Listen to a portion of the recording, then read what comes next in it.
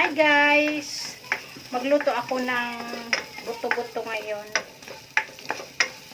Nagisa ako ng onion, garlic, at saka ginger. Antayin lang po natin mag-aroma yan sila bago natin ilagay ang tomato.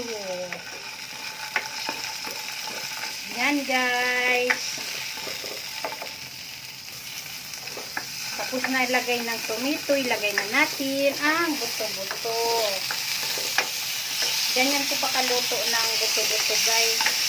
Para maiba naman. At kunti lang pong tabaw ilalagay ko mamaya. Ngayon guys, ilagay na natin yung tubig. Ganun lang karami yung ilalagay ko ng tubig guys. Kunti lang. Tsaka asin, pamintang buo,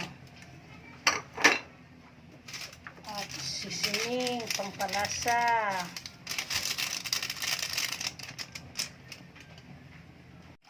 Guys, ilagay na natin yung gulay. Malambot na yung karne.